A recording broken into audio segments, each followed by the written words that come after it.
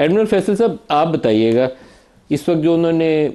Street of harms کو بند کرنے کا فیصلہ کیا کتنا پریکٹیکل ہے؟ چائنیز تیل جو وہاں سے نکل کے جا رہا تھا کیا وہ بلاک کریں گے؟ اور اگر چائنیز شپ آتے ہیں تو کیا امریکی اس کو ہٹ کریں گے؟ جو ٹرمپ صاحب نے کہا جو جہاز آئے گا اس کو ہٹ کریں گے. تھوڑا سا نیوی کے نقطہ نظر سے آپ کا تجزیہ بڑا مؤثر ہوگا اس پہ.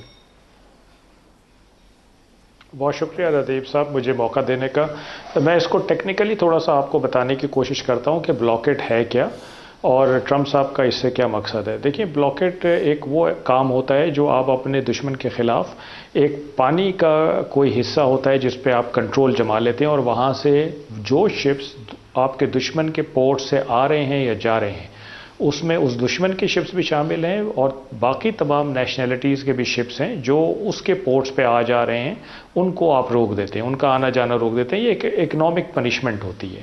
اور اس میں دو طرح کے بلاکٹ ہوتے ہیں، ایک کلوز بلاکٹ ہوتا ہے، ایک ڈسٹنٹ بلاکٹ ہوتا ہے. کلوز بلاکٹ یہ ہوتا ہے کہ آپ دشمن کے پورٹ کے بالکل پاس اس کو لگا دیتے ہیں، یہ ایک ناکہ ہوتا ہے. اور ڈسٹنٹ بلاکٹ یہ ہوتا ہے کہ آپ سی میں کہیں پہ لگا دیتے ہیں جہاں سے آپ ان شپ آنے جانے والے شپس کو کنٹرولز کر سکتے ہیں اور ان کو وہاں سے روک سکتے ہیں. تو یہ جو ٹرمپ صاحب نے جس بلاکٹ کا ذکر کیا یہ میں سمجھتا ہوں کہ کلوز بلاکٹ لگانے کے چکر میں ہے وہ. اور یہ کلوز بلاکٹ میں آپ کو یہ بھی سمجھا دوں کہ وہ کس جگہ لگانا چاہیں گے. دیکھیں، ایران کی جو تمام پورٹس ہیں وہ تقریباً اسٹریٹ آف ہارمز کے مغرب میں واقع ہیں. صرف ایک پورٹ ہے، چابہار پورٹ، جو بڑی پورٹ جس کو کہتے ہیں، وہ مشرق میں واقع ہے اور وہ گلف آف عمان میں ہے. گلف آف عمان پانی کا وہ علاقہ ہے جو اسٹریٹ آف ہارمز کو عربین سی سے ملاتا ہے. تو اب اگر امریکہ نے ایران کی تمام پورٹس پہ یہ بلاکٹ لگانا ہے تو پھر وہ گلف آف عمان میں یا اس کے ماؤتھ پہ لگائے گا یہ بلاکٹ، تاکہ جو بھی شپس گلف آف عمان میں انٹر ہو رہے ہیں، اگر انہوں نے چابہار جانا ہے، اگر انہوں نے اسٹریٹ آف ہارمز جانا ہے، اگر انہوں نے بندر عباس جانا ہے، تو وہ تمام شپس کو روک سکے آنے جانے سے. اچھا، اب یہ امریکہ کر سکتا ہے. اچھا، یہ بھی میں ایک بتا دوں انٹرسٹنگ چیز کہ بلاکٹ نیول اصطلاح میں ایکٹ آف وار ہے، یعنی یہ طبل جنگ ہے، اعلان جنگ ہے. اگر آپ کہتے ہیں کہ میں نے بلاکٹ لگا دیا ہے آپ کے خلاف تو اس کا مطلب ہے کہ میں نے آپ کے خلاف اعلان جنگ کر دیا ہے. اور جو دوسرا فریق ہوتا ہے اس کے پاس پھر یہ رائٹ ہوتا ہے کہ وہ اس بلاکٹ کو بریچ کرے کائنیٹیکلی، باقاعدہ جنگ کر کے. تو اگر یہ ٹرمپ صاحب بلاکٹ لگاتے ہیں تو اس کا یہ مطلب ہے کہ یہ breach of cease fire, technically اگر آپ اس کو دیکھیں تو یہ بریچ آف سیز فائر ہے، کیونکہ ان کو اپنے شپس یہاں لانے پڑیں گے. وہ شپس باقاعدہ یہاں آ کے ان مرچنٹ شپس کو روکیں گے جو ایرانی پورٹ سے آ رہے ہیں یا اس کی طرف جا رہے ہیں.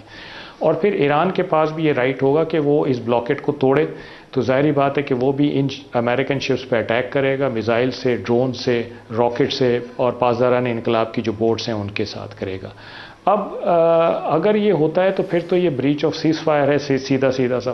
اور ظاہری بات ہے کہ جنگ ریزیوم ہو جائے گی. لیکن میں یہاں پہ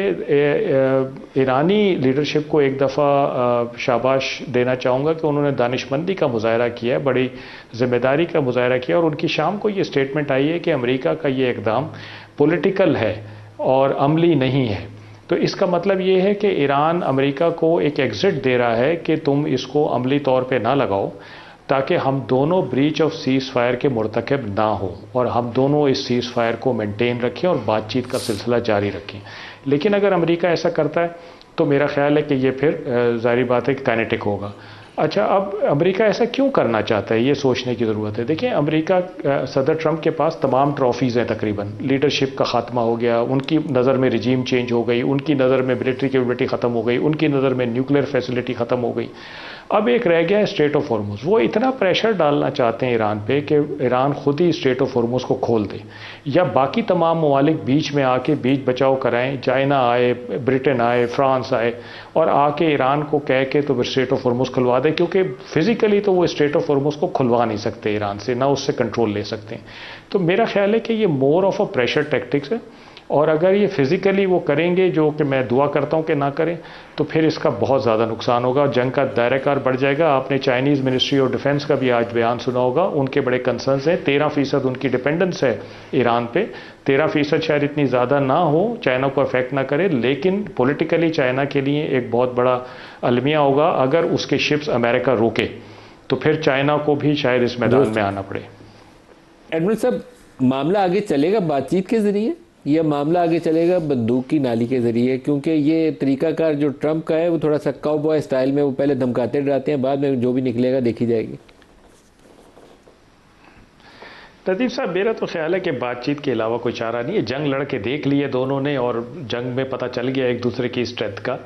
تو جنگ کے بعد ہی تو انہوں نے سوچا کہ ہمیں دوبارہ میز پہ ہی بیٹھنا پڑے گا۔ تو اگر یہ ایک دفعہ سوچ لیا جنگ کر کے، تو پھر اور کتنی جنگ کریں گے، اور میز پہ ہی آنا ہے تو۔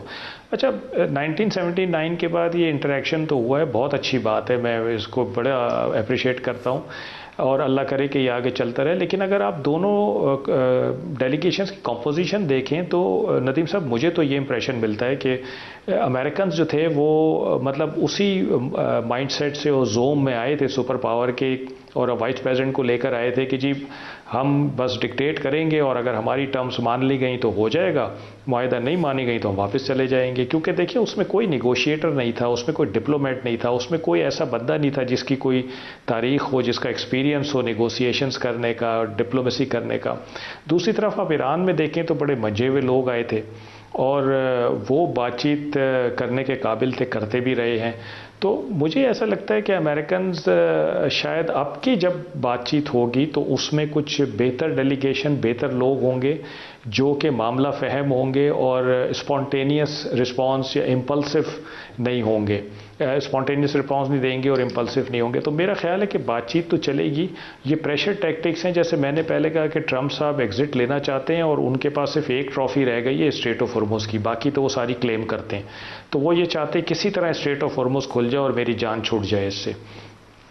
پرائم منسٹر صاحب نے آج کیبنٹ میں ایڈریس کرتے ہوئے پیس ٹاکس میں کیا کیا کچھ کوشش کی گئی اس کا ذکر کیا، وہیں پہ انہوں نے فیلڈ مارشل کا بھی تذکرہ کیا، دکھائیے گا کیا بولا۔ امریکہ اور برادر ملک ایران ہماری دعوت کو قبول کیا، اور 2 ہفتے کی سیز فائر کا دونوں طرف سے اتفاق کیا گیا۔ اسلام آباد ٹاکس میں گفتگو شروع ہوئی۔ میں گواہ ہوں ایسے لمحات کا۔ فیلڈ مارشل اور ان کی ٹیم نے وہ راتوں کو جاگے، پوری رات جاگے، اور بعض لمحات ایسے آئے، بات ٹوٹتے ٹوٹتے وہ جڑتی رہی، اور ایسا ایک لمحہ نہیں ہے، کئی ایسے لمحات ہیں۔ جمیل صاحب، جو بات چیت کے عمل میں پاکستان کا رول تھا وہ فیسیلیٹیٹر کا تھا کہ دونوں کو اکٹھا بٹھا دے، دونوں میں انٹینٹ موجود ہے کہ ایگریمنٹ ہو جائے، ایران میں بھی ہے اور امریکہ کے اندر بھی موجود ہے۔ شاید اب وہ موقع دوبارہ یہ بیٹھے فرسٹ راؤنڈ کے بعد، اور اگر کسی نے گارنٹیز دینی ہے، چائنا سے لینی ہے، یو این سیکیورٹی کونسل میں جانا ہے کسی ریزولوشن کی شکل میں، وہاں جائیں اور اس سلسلے کو آگے تک پہنچائیں۔ آپ سوچتے ہیں کہ یہ معاملہ جلدی آگے بڑھ جائے گا یا ابھی کافی دن تناؤ برداشت کرنا پڑے گا؟ اس میں کیونکہ پوائنٹس جو رہ گئے ہیں وہ وہی جو آپ بھی ذکر کر رہے تھے اپنے بیانیے میں، کہ 3 ایسے پوائنٹس رہ گئے ہیں جس پہ کہ جو ڈیبیٹیبل ہے، اور اس میں سے جو انرچمنٹ کا معاملہ ہے وہ اگر ہم اس کو اس ضمن میں لے جائیں یا اس عدسے سے دیکھیں جس عدسے سے جے سی پی او کے دوران میں فائنلائز ہوئی تھی باتیں، اور اس میں جو وہ سائن ہوا تھا، یا این پی ٹی میں جو دیا ہوا ہے آرٹیکل 4 میں، یا اس کے علاوہ جو عمان کے ذریعے فیسیلیٹیشن ہوئی تھی اور 26 تاریخ تک امید تھی کہ سائن ہو جائے گا یہی انرچمنٹ کے حوالے سے، اگر ان تمام چیزوں کو ہم ذہن میں رکھتے ہوئے سوچیں تو یہ اتنا مشکل کام نہیں ہے۔ ایران اس پر راضی ہو گیا تھا، لیکن میں ایک چیز اور جو میرا اپنا تجزیہ ہے کہ ایران کو جب رشیا نے آفر کیا تو رشیا کو ایران نے اس کو اپنی اس پہ اندیا نہیں دیا کہ ہاں ٹھیک ہے ہمیں 450 کلو گرام 60% جو انرچمنٹ مٹیریل ہے ہم ان کے حوالے کر دیں گے، اور پھر آئی اے ای نے کہا تو ایران نے اس پہ آبجیکشن کیا کہ نہیں، آپ کے انسپیکٹرز زیادہ تر امریکنز ہوتے ہیں اور ہمیں ان پر اعتبار نہیں ہے۔ تو پھر اب جو صورتحال جو کانفیڈنس بلڈ پاکستان نے کیا ہے، نہ صرف ایران اور امریکہ کا اور چائنا کا اور باقی ممالک جو ساتھ ہیں ہمارے، یا جو ویسٹرن کنٹریز ادروائز پذیرائی کر رہے ہیں، تو اس سے اندازہ ہوتا ہے کہ ایران کو اگر کوئی ایک اور کم از کم راستہ مل گیا ہے کہ پاکستان جس کا کہ ایک نظام نیوکلیئر کمانڈ اینڈ کنٹرول کا، جس کو کہ امریکہ بھی اس کو سرٹیفائی کرتی ہے، تسلیم کرتی ہے، یورپین کنٹریز بھی، اور IAEA نے ہمیشہ اس پہ اپنی اطمینان اور انٹرنیشنل سٹینڈرڈز کا ذکر کیا ہے کہ پاکستان، تو ہو سکتا ہے کہ ایران اس بات پر راضی ہو جائے آگے جا کے کہ ٹھیک ہے یہ ہمارے پاس 450 جو ہے اس کو ہم اوور سائٹ اس کی ایک ایسا ملک جو کہ ہمارے لیے خیر خواہ بھی ہے جیسے پاکستان، اور اس کے پاس اپنا ایک مربوط نظام ہے جس پہ دنیا کا بھروسہ ہو سکتا ہے، تو وہ کہ ایک کنٹینشن ان کی ہے کہ وہ کنٹینشن ختم ہو جائے گی۔ دوسرا جو یہی تھا کہ زیرو انرچمنٹ کر دیں اور بالکل ڈسمنٹل کر دیں، جو کہ ان کے امریکن اخباروں میں بھی ہوا ہے، تو ڈسمنٹل سے ان کی مراد وہ آگے جب بات ہوگی تو اس کے بعد طے ہوگا کہ ڈسمنٹل سے کیا مراد ہے ان کی، کہ فورڈو کو ختم کر دیں، اصفہان کو ختم کر دیں، باقی جو ان کے ہیں وہ ختم کر دیں، تو یہ شاید اس پر کوئی ڈیبیٹ وغیرہ میں جب بات ہو اور جب امریکہ کو یہ بھروسہ ہو جائے۔ دیکھیں گیپ ٹرسٹ کا بہت بڑا ہے، امریکہ کو جتنا بھی ہے لیکن ایران کو بہت زیادہ گیپ ہے مس ٹرسٹ کا، تو ٹرسٹ بلڈ کرنے کے لیے باقی ممالک تو ہیں لیکن پاکستان کیونکہ اس میں اس نے بیڑا اٹھایا ہے اس کا، تو پاکستان اس میں ٹرسٹ بلڈ کرنے میں فعال رہ بھی سکتا ہے بھی، اور آپ نے پرائم منسٹر کیبنٹ کی میٹنگ میں بتایا فیلڈ مارشل کا کہ ان کا کیا رول رہا ہے۔ یہ حقیقتاً دنیا میں کوئی 3 جرنیل ہیں جن کا امن کے لیے بہت بڑا رول رہا ہے، اگر یہ امن اس میں آ جاتا ہے، جہاں ایک تہذیب ختم ہو رہی تھی اور وہاں اگر امن آ جاتا ہے تو فیلڈ مارشل کو یقیناً، باقی تو اس میں جو کردار ہیں ان کو تو کریڈٹ ملے گا لیکن فیلڈ مارشل کو سب سے بڑا کریڈٹ، جس طرح پرائم منسٹر بھی کہہ رہے تھے، اور اس میں ایک جو 3 جرنیل ہیں، آپ کے پاس ٹائم ہوگا تو میں اس کی تفصیل بتا دوں گا کہ کس کس موقع پر کیا کیا ان کو نوازا گیا، کن کن القاب سے اور کن کن خطابات سے۔